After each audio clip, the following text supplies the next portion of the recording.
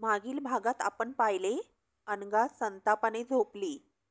थोड्या वेळाने ती उठली. खिडकीतून तिने पाहिले, बिंदू दिसत नव्हती आणि अभिजित अवघडलेल्या अवस्थेत खुर्चीवर झोपलेला. त्याला तसे पाहून अनघ्याच्या मनाला वाईट वाटले. एवढ्या गारठ्यामध्ये त्यांना असं कसं झोपता येईल? अनघा बेचैन झाली आणि तिने आपली शाल त्यांच्या अंगावरती पांघरली आणि ती रूममध्ये निघून गेली. मध्यरात्री अवघडल्यामुळे की काय अभिजितला जाग आली आणि त्याला लक्षात आले आपल्या अंगावर शॉल आहे. तो म्हटला, अरे कोणी शॉल टाकली असेल? पण त्याने अंगावर टाकलेल्या शालचे आणि व्यक्तीचेही आभार मानले. सकाळ होतात अभिजितला शालीची आठवण झाली. बहुतेक करून ज्याची कुणाची शॉल असेल तो सकाळी येऊन आपल्याकडून घेऊन जाईल. पण प्रत्यक्ष कुणीच आले नाही. तेव्हा अभिजितने ती शाल परस्पर जोशी सरांना दिली आणि सांगितले हॉलमध्ये सापडली. काही वेळाने सगळे विद्यार्थी जमा झाल्यावर जोशी सरांनी ही शाल कुणाची आहे विचारले. अनघाने अभिजितला बघत ती शाल माझी आहे करून घेतली. आता मात्र अभिजितला खात्री झाली की हो, अनघाची शाल आहे आणि तिनेच आपल्या अंगावर पांघरली होती. सगळे जरे गाडीकडे पळू लागली. अनघा हॉलच्या बाहेर पडणार तोच अभिजित तिला म्हणाला, वेट अ मिनिट, या शालीचे मला आभार मानले पाहिजेत, त्याचबरोबर तिच्या मालकिनीचेही. दोघींच्या कृपेमुळे काल मला छान झोप लागली. अशीच कृपा यापुढेही.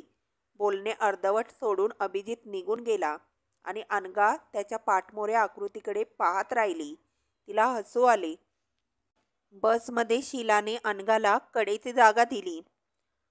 अनघा म्हणाली, काय ग, अशी का जागा दिलीस? मला खिडकीची सीट पाहिजे होती. त्यावर शीला म्हणाली, अगं रवीनेच पकडली सीट म्हणून. रवी पुढच्या सीटवर रवी आणि त्याचे मित्र बसणार आहेत. खिडकीजवळ जागा न मिळाल्यामुळे अनघा नाराज झाली होती. त्याबरोबर शीलाने तिला खिडकीजवळची जागा दिली आणि म्हटले, बस तू खिडकीजवळ. अनघा खुश झाली. काही वेळाने अभिजित तेथे आले. रवीने त्यांना अनघाच्या समोरच बसायला दिले.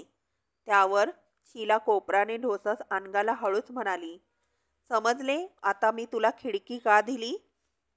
त्यावर अनघा म्हणाली, शीला तू चुकलीस, माझ्याऐवजी बिंदूला ही जागा द्यायला पाहिजे होतीस. त्यावर शीला म्हणाली, बाईसाहेब, हाच तुमचा मूर्खपणा, नाहीतर झाली असतीस ना मिसेस देशमुख. रवी आणि अनघा घरी परतले. संध्याकाळी अशोक घरी आला. त्याने रवीला पाहून आनंद व्यक्त केला आणि विचारले, कशी काय झाली तुमची ट्रीप? दोघांनी छान उत्तर दिले, मस्त झाली. रवीने विचारले, तुम्ही कसे आहात? त्यावर तो म्हणाला, तू आणि अनु नसल्यामुळे मला अजिबात करमले नाही. उद्या आपण पिक्चरला जाऊया का? रवी म्हणाला, ठीक आहे. 3 दिवस ट्रीपच्या सर्व गप्पा गमती जमती सांगून झाल्यावर त्याला अनु आणि अभिजित सरांचे नक्की काय चालू आहे. आधी ते एकमेकांबरोबर बोलत नव्हते किंवा चिडत होते, पण आता प्रकरण वेगळे आहे. अनघा मध्येच खुश होते तर कधी ती चिडते. त्यामुळे हे प्रकरण त्याला काही उडगळेना. सरांचा विचार करताना त्याला मध्येच पल्लवी आठवली आणि मग बाकीचे सगळे विचार तो विसरला. दुसऱ्या दिवशी सरांच्या घरी पल्लवीला भेटायला जायचे असे ठरवून तो झोपू गेला. पुढील भागात पाहूया. रवीला जशी पल्लवी आवडते तसे पल्लवीला पण रवी आवडतो का? अनघा आणि अभिजित मधले संबंध आता सुधारतील का? ते जवळ येतील का? रवीने कॉलबेल दाबली. बाहेर अभिजितची स्कूटर दिसत नव्हती. त्यावरून त्याने अंदाज केला, सर काही घरात नाहीत. दार उघडले गेले. दारात एक मध्यमवयी व्यक्ती होती. पॅन्ट शर्ट, निमगोरा रंग, भरपूर उंची. कोण असतील हे? कधी पाहण्यात नाही. दार उघडणारी व्यक्ती म्हणजे पल्लवीचे बाबाई त्या उमद्या तरुणाकडे पाहत होते. काही ओळख लागत नाही, रवी म्हणाला. सर, रवी पुढे म्हणणार होता, सर घरात आहेत का, पण त्याने पहिला शब्द उच्चारला आणि पल्लवीचे बाबा हसून म्हणाले, अरे किती वर्षानंतर वाट चुकलास रे. यापूर्वी कधी सरांची आठवण झाली नव्हती ना. बरे झाले आलास ते. ये ये आत ये. बैस हं. आता बोल, कशी काय माझी आठवण झाली. रवी गडबडला. आहे तरी कोण ही व्यक्ती. किती आपुलकीने बोलत आहे. तुमची आठवण कशाला येईल मला. मी तर पल्लवीच्या आठवणीने इथे धावत आलो आहे, रवीने मनोमन उत्तर दिले. पल्लवीचे बाबा रवीकडे पाहतच राहिले. हसून पुन्हा म्हणाले, काय रे, लहानपणी होतास तसाच अगदी अबोल आहेस. शाळेत तू शांत होतास. अरे पण तुझे नाव सांग. रागवू नकोस हं. तुझे नाव काही माझ्या लक्षात राहिले नाही. दरवर्षी शेकडो मुले हाताखालून जातात. कोणाची म्हणून एवढी वैयक्तिक ओळख राखणार. पण ज्या अर्थी तू मला सर म्हणालास, त्या अर्थी कधीतरी केव्हा तरी तू माझा विद्यार्थी असणारच, होय ना. नुकत्याच बाहेरून आल्या पल्लवीने तिच्या बाबांची शेवटची 2 वाक्य ऐकली होती. तिच्या लक्षात आले, बाबांचा गैरसमज झालेला आहे. ती पटकन म्हणाली, बाबा हे रवी भोसले. अच्छा, आता आठवले. तरी मला वाटलेच होते, हा रव्याच असणार. लहान होतास तेव्हा सुद्धा सुंदर दिसायचात. आता काय अगदी छान झालास हं. छान छान. अरे तू अजून उभा का राहिलास. बैस. शाळेत कधी तुला मी उभे राहण्याची शिक्षा दिलेली आठवत नाही. बैस. पल्लवीला आता मात्र हसू आवरता आले नाही आणि तीही मोठ्याने हसू लागली आणि रवीनेही तिच्या हास्यात आपले हास्य मिळवले. पल्लवीचे बाबा विनायकराव पाहतच राहिले. ह्या दोघांना एवढे हसण्यासारखे आपण काय म्हणालो. पल्लवी, अगं एवढे हसायला काय झाले. बाबा मस्त विनोद झाला आहे. विनोद? कसला विनोद. कोणी केला. न समजून ते म्हणाले. हसू थांबवीत पल्लवी म्हणाली, बाबा विनोद तर तुम्हीच केला आहे बाबा. अहो हे रवी भोसले तुम्हाला नाही काही, त्याच्या सरांना म्हणजे अभिजित दादाला भेटायला आले आहेत. विनायकरावांच्या डोक्यात लख्ख प्रकाश पडला. आपल्याच पूर्वीचा कोणी विद्यार्थी समजून बेधडक आपण त्याला काय काय बोललो. आता त्यांनाही हसू आले. रवीचा हात हातात घेत म्हणाले, अरे तुला मी रवीचा रव्याही करून टाकले, पण कसे काही बोलला नाहीस. तुम्ही मला बोलायला संधी दिली नाहीत. आता या घरात 2 सर आहेत हे मी विसरलोच आणि त्यामुळे सारे घडले. कोणत्या वर्गात आहेस तू. TYBAला. रवी तत्परतेने बोलला. छान. पल्लू, या रवीसाठी चहा, कॉफी, सरबत काहीतरी घेऊन ये. नको, खरंच नको. मी सरांना भेटायला आलो होतो. सर नाहीत घरात तर निघतो. त्याला हाताला धरून पल्लवीचे बाबा म्हणाले, तसे काही चालायचे नाही. अरे तुला चक्क रव्या म्हणून जवळीक निर्माण केली. आता तू काही न घेता जाणार. ते काही चांगले नाही. बैस तू. मी बाहेर निघालो आहे. एक महत्त्वाचे काम निघाले म्हणून मी पूर्वसूचना न देता आलो. माहिती नसल्यामुळे आमचे होम मिनिस्टर आणि अभिजित पिक्चरला गेले आहेत. तू चहा घे. पल्लवीकडे वळून म्हणाले, निघतो मी. 8-8:30 पर्यंत येतो. ते घराच्या बाहेर पडले. रवीला ऐकून माहिती होती. सरांचे काका पल्लवीचे बाबा बाहेरगावी शिक्षकाची नोकरी करतात. आज अचानक गाठ पडली होती. आता घरात उरले फक्त रवी आणि पल्लवी. रवी तर केवळ तिच्याचसाठी इथे आला होता. पण आता तिला समोर पाहून त्याला काय बोलावे सुचेना आणि तिची अवस्था अगदी त्याच्यासारखीच झाली होती. किती दिवस आपण रवीच्या या अशा भेटीची वाट पाहत होतो. मिनिटभर स्तब्धतेत गेला. रवी उठत म्हणाला, बरे निघतो मी. सरांना सांगा मी येऊन गेलो. पल्लवी घाबरली. खरेच की हा जाण्यासाठी उठला. असे काय करता. बसा ना थोडा वेळ, पल्लवी आर्जवी स्वरात म्हणाली. रवी गोंधळला. हा स्वर पटकन तो खुर्चीवर बसला. मी तुमच्यासाठी कॉफी करून आणते. ती आतल्या खोलीत आली. तिने गॅसवर दूध ठेवले. अगदी बोलवल्याप्रमाणे आला आहे. आता करावे काय आपले मन मोकळे. मनाच्या ह्या द्विधा अवस्थेमुळेच तर आपल्या अभ्यासावर परिणाम झाला आहे. पण हे असे करून कसे चालेल. परीक्षा आता जवळ आली आहे. हृदयात निर्माण झालेले हे प्रेम त्याला बोलून दाखवावे. कदाचित त्यामुळे आपल्याला हलके वाटेल. अभ्यास होईल. पल्लवीच्या मनात एकाच वेळी अनेक विचारांची गर्दी झाली. बाहेर रवी विचारात गडला होता. गडबड करून आपण इथे आलो त्याचे सार्थक झाले. पल्लवी भेटली, बोलली.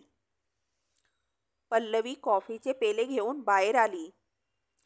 रवीला एक पेला देऊन ती खुर्चीवर बसली. बोलण्यास सुरुवात करायची ह्या हेतूने तिने रवीला विचारले, ट्रिप कशी झाली तुमची. एकदम मस्त, भारी मजा आली. अभिदादासुद्धा ट्रिपवरून आल्यापासून हेच बडबडतो आहे.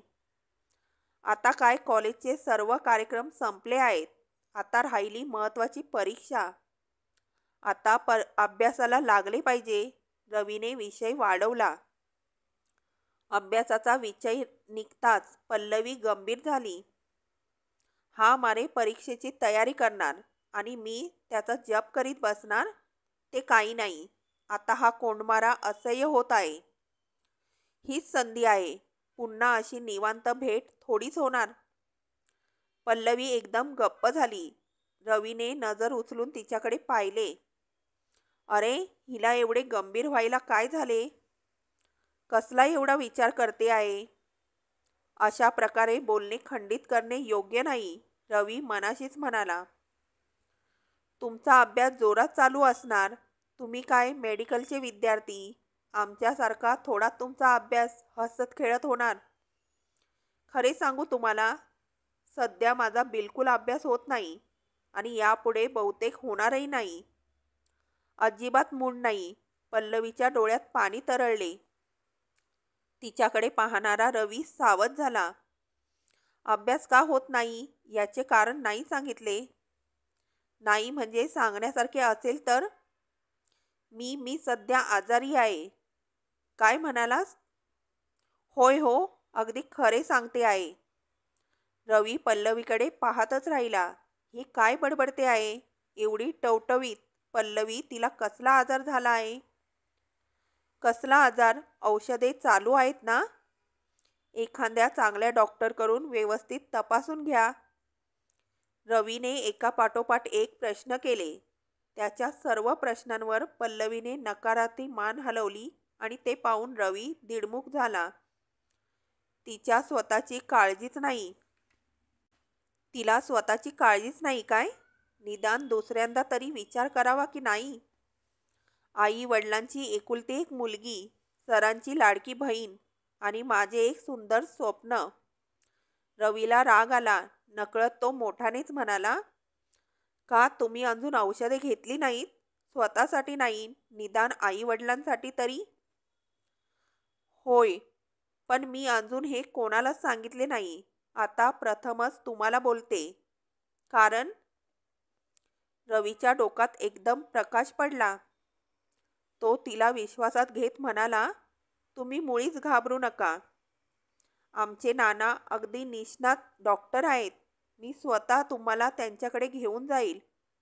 पाहाच, आठवड्यात तुम्ही पूर्वीप्रमाणे त्यापेक्षा जास्त वेगाने, उत्साहाने अभ्यासाला लागाल. अगदी निर्धास्त राहा. नानांच्या हाताला चांगला गुण आहे.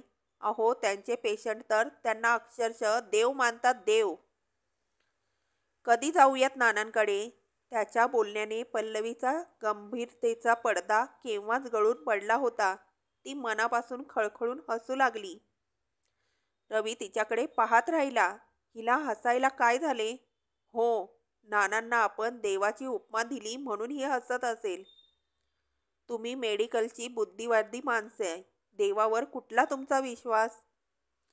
नानांच्या ज्ञानावर माझा पूर्ण विश्वास आहे. प्लीज एकदा त्यांना तुमची तब्येत दाखवा. अहो, तुमच्या डॉक्टर वडिलांचा माझ्यावर मुळीच उपचार होणार नाही, पल्लवी ठामपणे म्हणाली आणि रवी चिडला. मी कसलीही पेज लावतो. नाना तुमचा आजार पूर्ण बरा करतील. तुम्ही उगीच पैज मारू नका. मी सांगितले ना, त्याचा काही एक उपयोग होणार नाही. ते शक्य नाही. मी अगदी खरं सांगते. त्यांचा इथे उपयोग नाही. फक्त एक उपाय आहे. कोणता? फक्त तुम्ही. पल्लवी बोलून गेली आणि रवीचा जास्तच गोंधळ झाला. तो ताडकन खुर्चीवरून उठला. पल्लवीकडे जात म्हणाला, तुम्ही काय म्हणालात? मी मी काय उपाय करणार? तिचा हात हातात घेत रवी अजिजीने म्हणाला, सांगा ना, खरेच सांगा, माझा काही उपयोग होईल. मी काय करावे एवढेच सांगा आणि मग पहा. प्लीज बोला ना. पल्लवी लाजली. खाली मान घालून उभी राहिली. प्लीज पल्लवी सांगा ना. रवी, मला कसलाच मोठा आधार झाला नाही. फक्त एकच, माझे हृदय माझे राहिले नाही. त्यामध्ये केव्हा कोण जाणे तुम्ही जागा घेतलीत. खरंच मी माझी राहिली नाही. अभ्यासाला बसले की तुमची छबी हळूच हृदयातून बाहेर येते आणि पुस्तकांवर थांड मानून बसते. किती विनवण्या केल्या तरी तसूभरही हालत नाही. आणि आता तुम्हीच सांगा, मी कसला अभ्यास करू? शेवटी ठरवले ह्या सर्व भावना तुमच्याकडे व्यक्त करायच्या. कदाचित मन मोकळे झाल्यामुळे जीवाची घालमेल कमी होईल, अभ्यास होईल. प्लीज रवी, मला गैर समजू नका. मी माझ्या कोंडलेल्या भावना तुमच्याकडे मोकळ्या केल्या आहेत. रवी, मला तुमच्याकडून कसलीही अपेक्षा नाही. मी सारे जाणून आहे. तुम्ही मोठ्या घरचे, शिवाय यापूर्वी कदाचित तुम्ही कोणाच्यात गुंतलेलेही असाल. पण पुढे काय बोलावे तिला समजेना. एवढे बोलले तेच खूप. रवी पल्लवीकडे विस्फरलेल्या नजरेने पाहत होता. हे काय? ही पल्लवी काय बोलते आहे? मी स्वप्नात तर नाही ना? माझे स्वप्न एवढ्या सहजासहजी सत्यात उतरत आहे कसे काय? सांगावे का हिला? अगं, मी सुद्धा तुझ्यावर खूप खूप प्रेम करतोय. पल्लवीने नजर उचलून रवीकडे पाहिले. हा असा आश्चर्याने पाहत आहे आपल्याकडे. होय, त्याला आश्चर्य वाटणे साहजिक आहे. पण तो काही बोलत नाही. नक्कीच याला आपले बोलणे आवडले नाही. रागावला असेल आपल्यावर. रवी, माझा राग आला तुम्हाला? प्लीज माफ करा मला. मी असे बोलायला नको होते. पण काय करू? माझ्या भावना, प्रेम मला मनात ठेवता येईना. म्हणून केवळ मी माझ्यासाठी त्याला शब्दरूप दिले. रवीच्या चेहऱ्यावर आनंद लहरी तरळू लागल्या. समाधानाने तो म्हणाला, पल्लवी पल्लवी, मला वाटते आहे मी स्वप्नात तर नाही ना? वेडे, तुझ्यासाठी, केवळ तुझ्या दर्शनासाठी मी इथे येत होतो. पण मला तुझी भीती वाटायचे तू पुढे डॉक्टर होणार आणि मी प्रोफेसर. कशी आपली जोडी जमणार? तुला तुझ्यासारखा डॉक्टरच पाहिजे असणार. पल्लवी, अजूनही विचार कर. कदाचित ही क्षणिक भावना असेल. अजून तुला डॉक्टर होण्यास पूर्ण 3 वर्ष जायची आहेत. त्या 3 वर्षात तुझ्या जीवनात अनेक तरुण येणार आहेत. तेव्हा रवीला पुढे बोलू न देता पल्लवी म्हणाली, रवी, अरे तू पुढच्या 3 वर्षातले सांगतोस? पण मागच्या 3 वर्षात काय थोडे तरुण माझ्या ओळखीचे होते? किती जणांनी पुढे येण्याचा प्रयत्न केला, पण मी त्यांना साथ दिली नाही. त्यांच्याबद्दल कधीच मला काही वेगळे वाटले नव्हते. पण तुला प्रथमच पाहिले तेव्हा, हो, तेव्हापासूनच मला तुझी ओढ लागली. रवी, प्लीज, माझ्या प्रेमावर कसलाच संशय घेऊ नकोस. नाही पल्लवी, मुळीच संशय अगर शंका घेत नाही. वेडे, तुझे प्रेम मला मिळाले. मी स्वतःला भाग्यवान समजतो. रवीने पल्लवीचा हात वर उचलला. त्यावर अलगद आपले होठ टेकवले. पल्लवीने लाजून हात सोडून घेतला. ती हळूच म्हणाली, आत्तापर्यंत किती किती ऐकले आहे.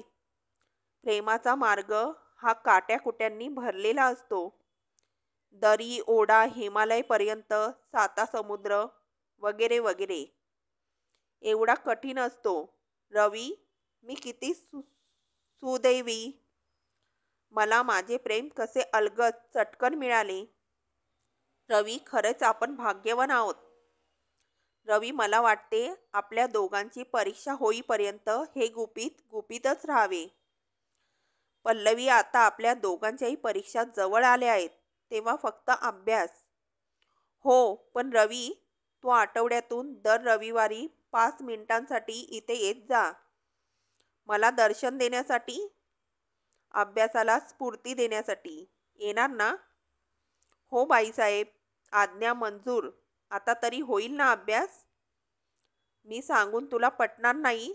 माझा रिझल्टच काय ते सांगेल. बरे, मग आता निघू?